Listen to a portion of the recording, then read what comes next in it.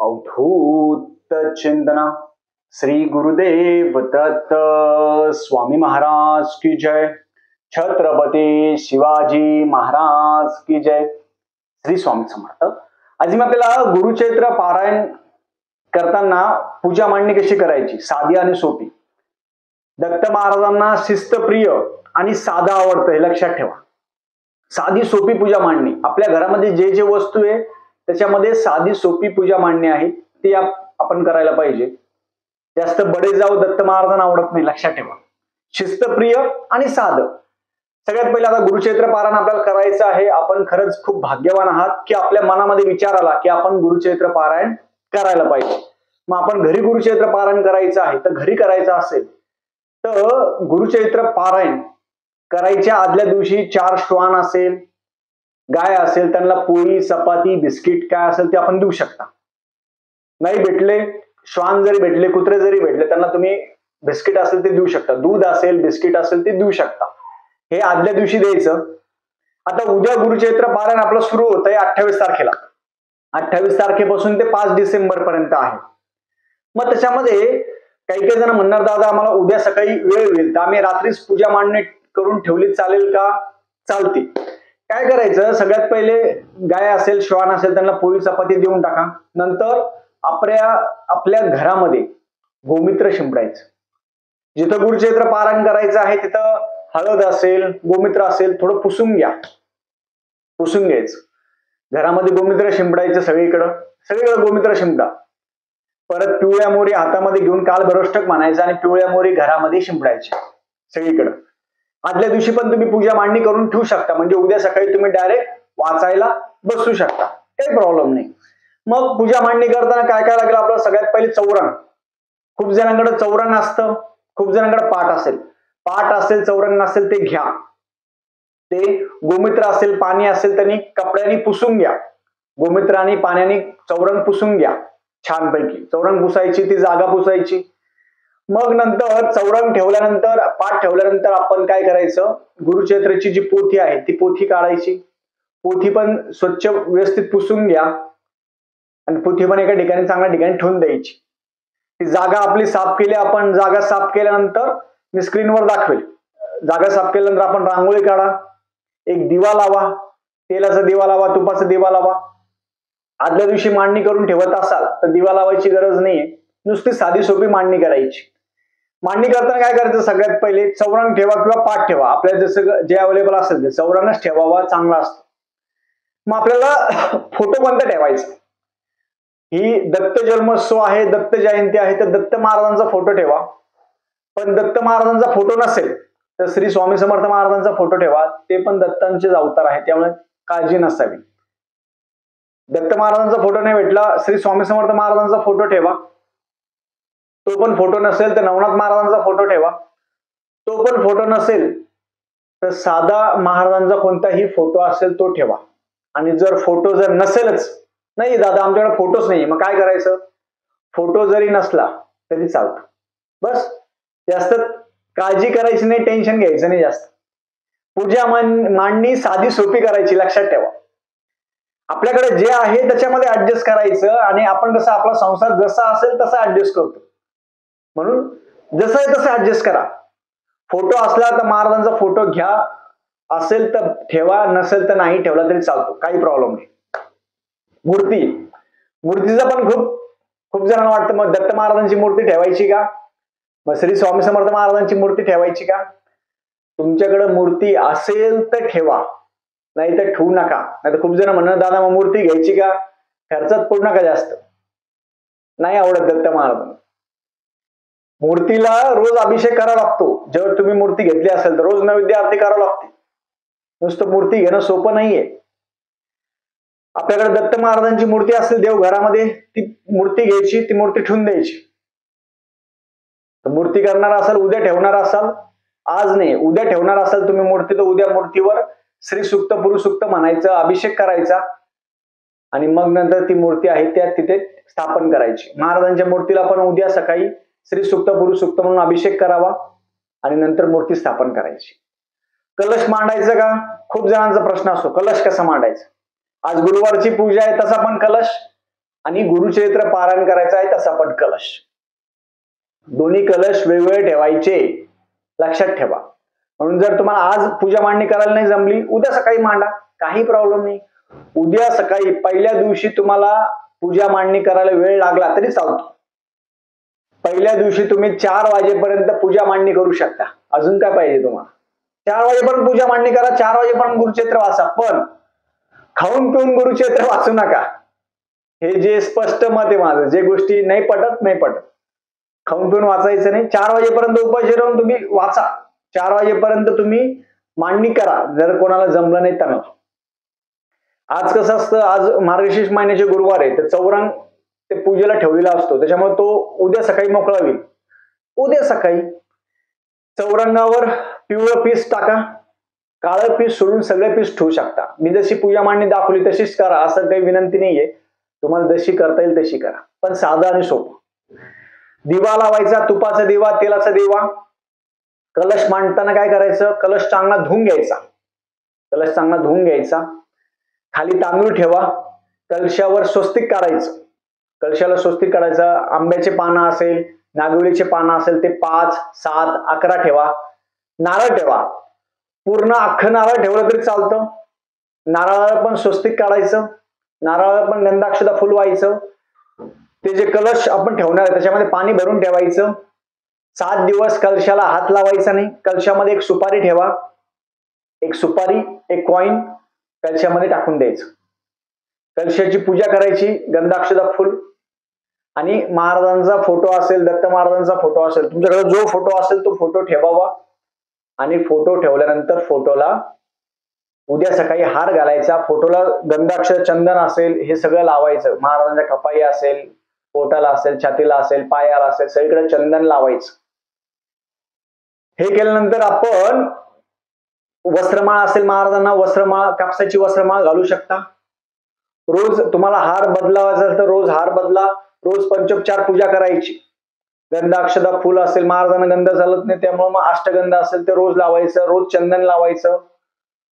रोज जे फुलं वाहिलेले असेल ते फुलं रोज काढायचे, रोज बदलायचे. मूर्ती असेल तर मूर्तीला रोज हलवायचं नाही. पहिल्याच दिवशी अभिषेक करून घ्यायचा. श्री सुक्त, पुरुष सुक्त म्हणून पहिल्या दिवशी अभिषेक करून घ्यायचा आणि नंतर रोज फक्त चंदन असेल, अष्टगंध असेल ते लावायचं आणि पूजा करायची, बस. रोज तुपाचा दिवा, तेलाचा दिवा लावायचा आणि रोज आपण धूपदीप, उद्या पूजा करायची तर दिव्याची पहिले पूजा करायची. धूप लावा, अगरबत्ती लावू नका, धूप लावा. पूजा करायची पंचोपचार. आणि जिथं गुरुचरित्राची मांडणी करणार आहे त्याच्या समोरच एक पाट मांडा, त्याच्यावरती गुरुचरित्राची पोथी ठेवा. पोथी कधी पण पिसामध्ये झाकून ठेवायची, ओपन पोथी ठेवायची नाही. ओपन पोथी ठेवायची. उद्या आपण जेव्हा ही साधी सोपी पूजा मांडणी केली, प्रत्येकाने साधी सोपी पूजा मांडणी करा. कलश असेल, आपल्याकडे जशी पद्धत असेल त्याप्रमाणे करा. काही जण काय करतात, कलश मांडतात. आम्ही काही जण काय करतो, खाली तांदूळ ठेवतो, वरती कलश ठेवतो, त्याच्यावरती डिश ठेवून मध्यभागी महाराजांची मूर्ती किंवा दत्त महाराजांची मूर्ती ठेवतो तांदळामध्ये. असं पण केलं चालतं. आणि एक नारळ बाजूला ठेवून द्यायचं. दोन्ही पूजा दाखवेल. तुम्हाला जसे मांडणी करता येईल तशी करा, काही प्रॉब्लेम नाही. जशी करता येईल तशी करा. 7 दिवस पूजा मांडणी हलवायची नाही. 7 दिवस गुरुचरित्राची पोथी हलवायची नाही. पोथी तशीच ठेवायची. आपली जपमाळ, काय काय लागेल साहित्य आपल्याला, आपली जपमाळ असेल, आपली गुरुचरित्राची पोथी असेल, पोथीला पण गंधाक्षरा फुल वाहून घ्यायचं. जपमाळ पण ठेवायची. आपलं आसन स्वतःच पाहिजे. आणि जिथं पूजा मांडणी केली त्याच्या बाजूला दत्त महाराजांसाठी बसण्यासाठी आसन ठेवायचं. बसण्यासाठी आसन ठेवायचं. आपण जेव्हा बसणार, समजा आता उद्या गुरुचरित्र पारायण करायला आपण बसतोय, पंचोपचार पूजा करून घ्या. पंचोपचार मांडणी केल्यानंतर सगळ्या गोष्टी झाल्यानंतर दिवा लावायचा, तुपाचा दिवा, तेलाचा दिवा लावायचा. आपलं वाचन करताना आपलं लक्ष दिव्यामध्ये पण पाहिजे, पोथीमध्ये पण पाहिजे, हे लक्षात ठेवा. आता उद्या वाचन करताना सगळ्यात पहिले काय करायचं, आपली देवपूजा असेल ती करा, किंवा नंतर पण देवपूजा करून पण वाचन केलं चालतं, तसं काहीच नाही. वाचन करायच्या अगोदर आई वडिलांच्या पाया पडायचं, आपल्या गुरूंच्या पाया पडायचं, ब्राह्मण देवाच्या पाया पडायचं आणि नंतर वाचायला चालू करायच्या अगोदर संकल्प करायचा. तुम्ही घरी करत असाल तर स्वतः संकल्प करा. संकल्पाचा व्हिडिओ मी टाकलेला आहे, तो पाहून घ्या. हातामध्ये गंधाक्षत फुल घ्या, तुमचं नाव घ्या, गोत्र घ्या, तुमची इच्छा म्हणून तो व्हिडिओ बघून त्याप्रमाणे संकल्प प्रत्येकाने उद्या करावा. साधा सोपा संकल्प आहे. तिथी वार नक्षत्र घ्या, तुमचं नाव गोत्र घेऊन तुमची इच्छा म्हणून संकल्प सोडायचा. 7 दिवसीय गुरुचैत्र पारायण, 3 दिवसीय गुरुचैत्र पारायण. संकल्प न करता गुरुचैत्र पारायण करायचं नाही. तुम्हाला गोत्र माहित नसेल, काश्यप गोत्र म्हणायचं. संकल्प झाला, संकल्प एकदाच करायचा, डबल संकल्प करायचा नाही, एकदाच करायचं. सवळ घालायचं पुरुषांनी, परत एकदा सांगतो मी, पुरुषांनी सवळ असेल ते घाला. सवळ घालताना अंडरपॅन्ट असेल, बनेल असेल ते घालायचं नाही, त्याला सवळ म्हणतात, लक्षात ठेवा. खूप जण बनेल घालताना खाली सवळ घालतात. असे चुकीचे काम करू नका, चुकीच्या गोष्टी करू नका. खरं आहे, मी खूप ठिकाणी बघतो टी शर्ट घालता आणि खाली सवळ घालतात, त्याला सवळ म्हणत नाही, उपवस्त्र आहे ते. सवळ प्रॉपर घाला. महिलांनी साडी असेल, पिवळी साडी महिलांनी प्रेफर करावी. पिवळा रंग दत्त महाराजांना खूप आवडतो. छानपैकी आता खूप जण म्हणणार असं हे कपडा असतो ना, हा अंगावर गुंडाळून घ्यायचा, खाली सवळ घालायचं, झालं. आपलं अंग पण झाकून राहतं, काही होत नाही, थंडी वाजत नाही, काही नाही. महिलांनी पिवळी साडी घालावी. महिलांची जी साडी तुम्ही घालणार रोज, ती रोज धुवायची आणि दुसऱ्या दिवशी दुसरी ती साडी असेल ती धुवून साडी तुम्ही घालू शकता, त्याला सवळ पण म्हणता. ते बाजूला वाळून घालायचे. म्हणजे आज पारायण वाचन झालं, वाचन झाल्यानंतर ती साडी तुम्ही नंतर आरती सगळ्या झाल्यानंतर ती धुवून घ्यायची, वाळू घालायची, दुसऱ्या दिवशी तीच साडी घालायची. एकच साडी 7 दिवस घालावी.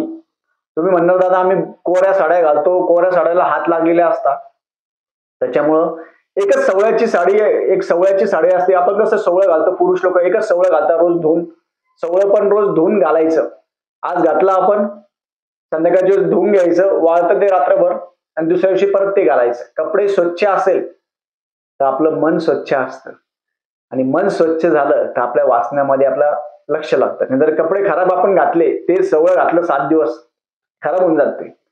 महिलांनी पण साडीमध्ये हातामध्ये हिरव्या बांगड्या असेल, हिरव्या बांगड्या महिलांनी घालाव्या, जमलं तर हिरव्या बांगड्या एकदा घालाव्या. हातामध्ये काचेच्या बांगड्या घालाव्या महिलांनी, छान वाटतं वाचताना ते खूप छान वाचतं. काचेच्या बांगड्या महिलांनी घालाव्या. परत कपाळी कुंकू असेल, हळद असेल, डोक्यावर पदर असेल, केस मोकळं ठेवून गुरुचैत्र वाचायचं नाही. महिला असेल, मुली असेल, कुणी असेल, गुरुचैत्र वाचताना त्यांनी साडी घालूनच गुरुचैत्र वाचावं. असं करायचं. जेव्हा गुरुचैत्र वाचणार तेव्हा तुम्ही पिवळी साडी घाला, त्याला सवळ म्हणता. वाचन झाल्यानंतर, आरती झाल्यानंतर ती साडी हे करून घ्यायची, धुवून घ्यायची, दुसऱ्या दिवशी परत ती साडी घाला. 7 दिवस अशा साड्या घालायच्या. मांडणी हलवायची नाही. गुरुचैत्राची पोथी वाचन झाल्यानंतर पोथी झाकून ठेवायची, झाकून ठेवून त्याच्यावर एक फूल ठेवायचं. हात लावायचा नाही. वाचन झाल्यावर ती पोथी उचलायची नाही, लक्षात ठेवा, नाही उचलायची पोथी. 7 दिवस 8 दिवस तसंच ठेवायचं. कोणी तुमच्याकडे कोणी आलं, त्यांच्या अंगावर गोमित्र शिंपडा, डायरेक्ट आपल्या पोथीजवळ घेऊन जायचं नाही, हे लक्षात ठेवा. डायरेक्ट पोथीजवळ घेऊन जायचं नाही, कोणालाही आपल्या पोथीजवळ घेऊन जायचं नाही. रोज रांगोळी काढायची, पोथीच्या समोर रांगोळी काढा. रोज फुलं बदलायचे, जे खराब झाले असेल फुलं बदला. स्वच्छ ठेवा. दत्त महाराजांना स्वच्छता आवडते. साधं आणि सोपं आणि स्वच्छता दत्त महाराजांना आवडते. अशी मांडणी करायची. रोज हार आणा असेल तर रोज हार आणा, 2 दिवसांनी हार आणा, काही प्रॉब्लेम नाहीये. हार बदलून घ्यायचे, फुलं बदलून घ्यायचे. रोज रोज काय पूजा करायची, आजचं वाचन समजा उद्या वाचन झालं, परवा वाचन झालं, परवा दिवशी काय करायचं, गंधाक्षता फुल व्हायचं, सगळीकडे फुलं व्हायचे. दिवा असेल दिवाला फुल ठेवा, आपल्या पोथीला फुल ठेवा, महाराजांना फुलं ठेवा. फुलं ठेवून छानपैकी पूजा मांडणी करून पोथी ठेवलं, पोथीला फुलं वाहून मग वाचनाला सुरुवात करायची. वाचन करताना सगळ्यात पहिले महाराजांची एक माळ जप घ्या, गायत्री मंत्र एक जप घ्या, आपल्या गुरूंचा मंत्र जप घ्या आणि नंतर वाचनाला आपण गणपती स्तोत्र, गणपती अथर्वशीर्ष म्हणायचं, स्वामी स्तवन म्हणायचं आणि गुरुचैत्र वाचनाला सुरुवात करायची. छानपैकी गुरुचैत्र वाचायचं. गुरुचैत्र वाचताना दत्त महाराज ऐकण्यासाठी येत असतात, म्हणून त्यांच्यासाठी एक आसन ठेवायचं. आसनाच्या समोर एक रांगोळी काढायची. आपलं वाचन झाल्यानंतर ते आसन काढून घ्यायचं. छानपैकी एका लयामध्ये, एका सुरामध्ये आपल्याला ऐकू येईल त्याप्रमाणे गुरुचैत्र प्रत्येकाने वाचावं. वाचणं महत्वाचं आहे. त्रास होऊ द्या आपल्या स्वतःला आणि मला तळमळ का बरं आहे माहिती का, खूप तळमळ आहे. दत्त महाराजांचे गुरुचरित्र सगळ्यांनी करावं अशी माझी इच्छा आहे. मला काही विषय नाही काही. आणि मनातली भीती दूर करून करा. तुम्हाला आनंद आहे, तो आनंद तुम्हाला कुठंच नाही, गगनात भावत नाही. स्वर्ग सुख येते गुरुचरित्र वाचन म्हणजे. असं करायचं सोपं. 7 दिवस आपले छान जातात. रात्री विष्णू सहस्त्रनाम वाचायचं, दिवसभरात कोणाच्या घरचं खायचं नाही, प्यायचं नाही, छानपैकी करायचं.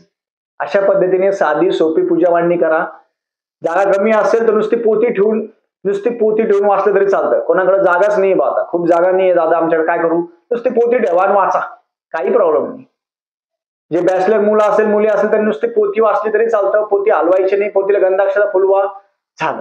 तेवढं केलं तरी चालतं. झालेली सेवा. आणि तुम्ही जर गुरुचरित्र पारायण करायला बसणार असाल तर अवश्य कमेंट करून सांगा. मी पण गुरुचरित्र पारायण करायला बसणार आहे. सगळ्यांना गुरुचरित्र पारायण करायला बसायला आपण सांगूया. झालेली सेवा मी दत्त महाराजांच्या रुजू करतो. श्री स्वामी समर्थ.